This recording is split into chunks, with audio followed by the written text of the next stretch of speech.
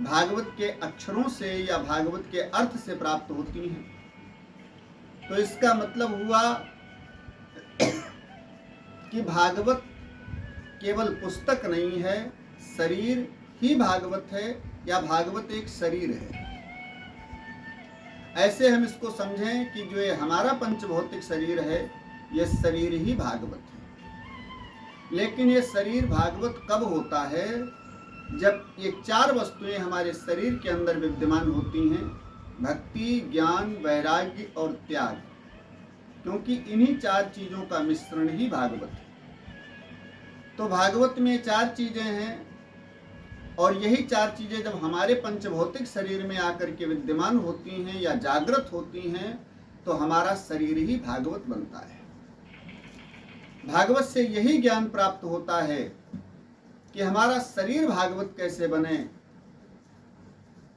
हम भागवतमय कैसे हों, हम भागवत का स्वरूप कैसे हों। यही भागवत का दिव्य ज्ञान है। तो इस ज्ञान को अगर आप लोग लेते रहे तो आपको ये विदित हो जाएगा, आपको ये ज्ञान हो जाएगा कि शरीर को हम भागवत स्वरूप कैसे बनाएं, भागवत कैसे हमारा शरीर हो, ये चार चीजें हमारे अंदर जागृत कैसे हों। इसलिए प्रत्येक एपिसोड और प्रत्येक ज्ञान के भाग सुनने के लिए आप सब लोग सब्सक्राइब, लाइक और बेल आइकन का बटन दबाएं, ये जरूर करें, तो सारे एपिसोड आपके ऊपर सबसे पहले आएंगे और आप सब लोग इस दिव्य ज्ञान को सुन सकेंगे। तो आए समझें, शरीर ही भागवत है और भागवत ही शरीर है, लेकिन इन चार चीजों का मिश्रण, इन चार चीजों की जागृति हमारे शरीर में आवश्यक है। और यही दिव्य ज्ञान भागवत के अंदर समझाया गया है। तो आए हम सब लोग भागवत के अंदर प्रवेश करते हैं। श्री व्यास जी ने सबसे पहले भागवत जी का शुभारंभ किया है, तो भगवान कृष्ण का वंदन किया है, लेकिन शब्द बड़ा विशेष चयन किया है। सच्चिदानंद रूपाय विश्वोत्पत्त्यादि हेतवे तापत्रय विनाशाय श्री कृष्णाय वयं नमः। सबसे पहला शब्द प्रयोग किया है सच्चिदानंद रूपाय। सच्चिदानंद, सच्चिदानंद में तीन अक्षर मिलते हैं, तीन शब्द मिलते हैं, सत्य, चित्त और आनंद। सबसे पहला शब्द सत्य, श्री व्यास जी ने सबसे पहला शब्द लिया है सत्य।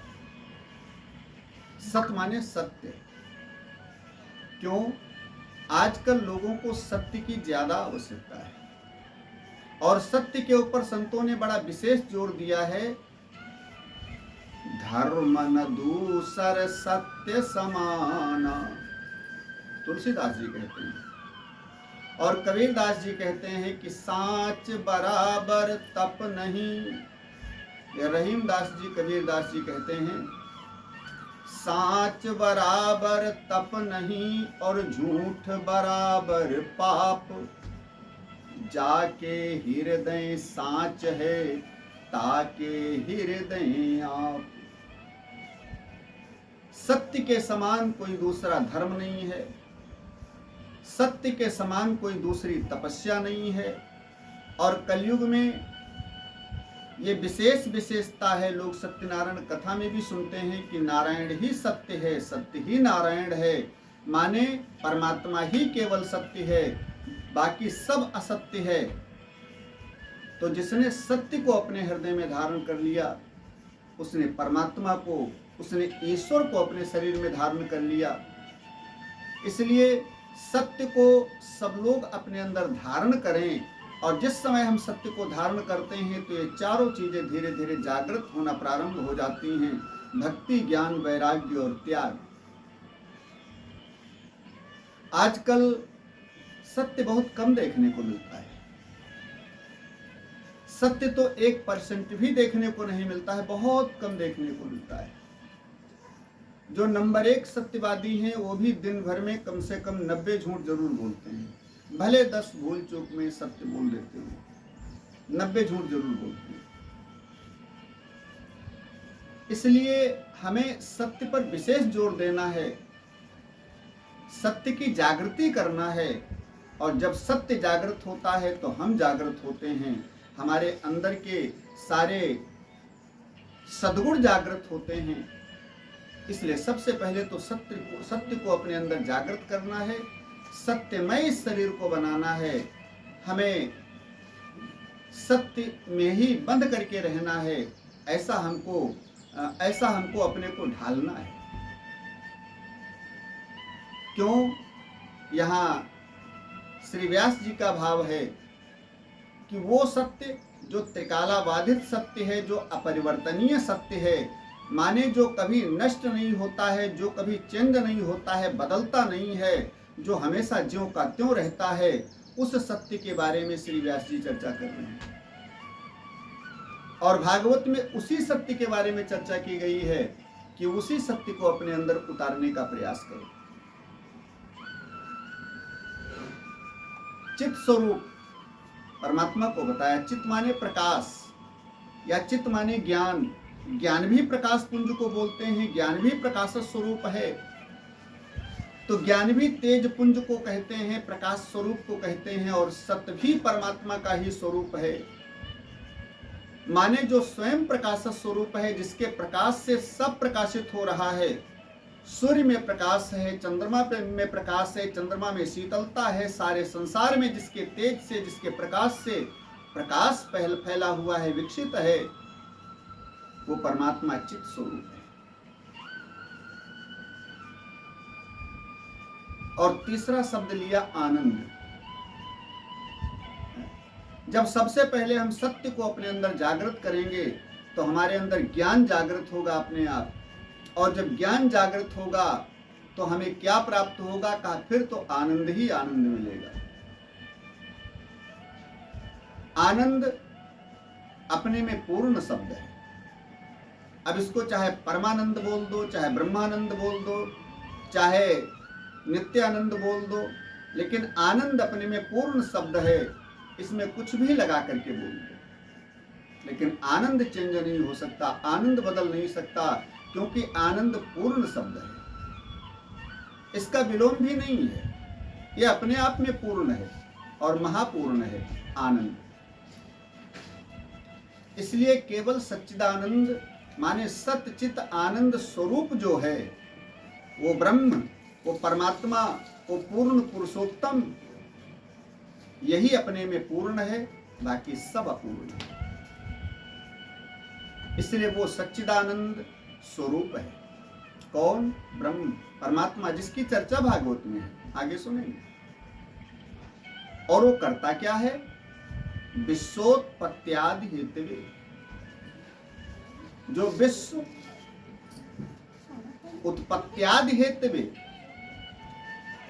आदि लगा करके सारे शब्दों को, सारी बातों को कह दिया है कि उत्पत्ति आदि माने उत्पत्ति, सृष्टि और पालन और संहार, जिसका वो हेतु है, जिसका वो कारण है, वो जरा सा मुस्कुराता है तो सृष्टि का सृजन हो जाता है, वो जरा सा गंभीर होता है तो सृष्टि का पालन होता है, वो जरा सा अपनी भूमिका को तिरछी कर लेता है तो सारा ब्रह्मांड, अनंत ब्रह्मांड प्रलयंकारी महाप्रलय के समुद्र में डूब जाते हैं।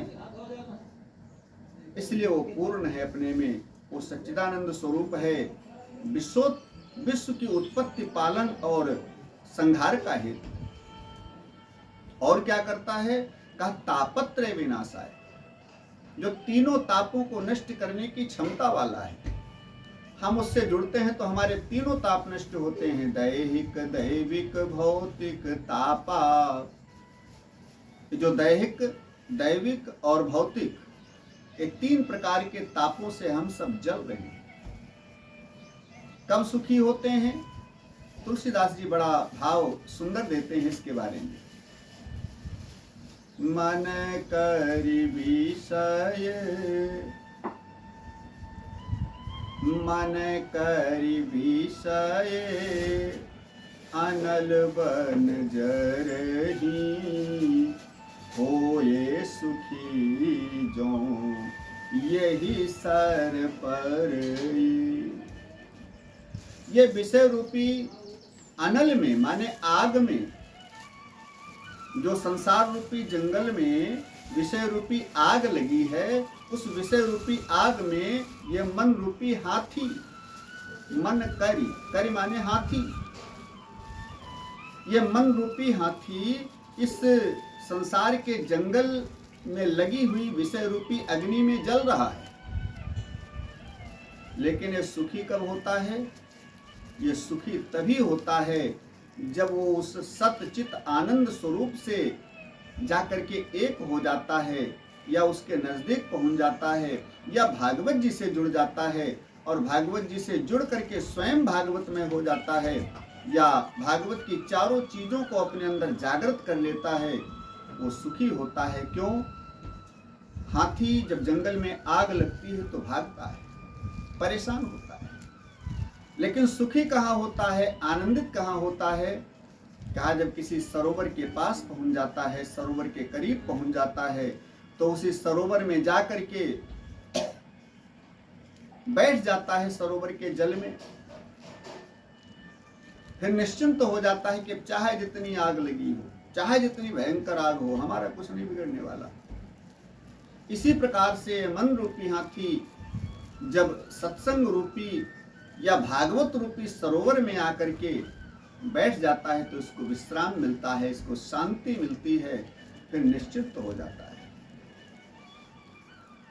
इसलिए व्यास जी का भाव है कि तापत्रय विनाशाय, जो भागवत जी की शरण ग्रहण करता है या सत्संग की शरण ग्रहण करता है या उस आनंद स्वरूप की शरण ग्रहण करता है, क्या होता है? कहा तीनों ताप नष्ट होते हैं, दैहिक, दैविक, भौतिक। इसलिए श्री कृष्णाय वयं नुमः। यहाँ केवल एक की बात नहीं कही गई, क्योंकि व्यास जी जहाँ भागवत लिख रहे थे वहां तो केवल व्यास जी थे। अगर व्यास जी ने अपने मन की शांति के लिए लिखा होता या कुछ किया होता तो व्यास जी वयम नहीं लिखते, अहम लिखते या मम लिखते, मेरा कल्याण। लेकिन यहाँ वयम लिखा है, जबकि वहां कई लोग नहीं थे, अकेले व्यास जी थे। कई लोग होते तो वयम लिखते तो ठीक रहता। लेकिन ये व्यास जी भागवत लिखते हैं, इसका भाव है पूरे संसार के कल्याण के निमित्त इस भागवत की रचना किया है।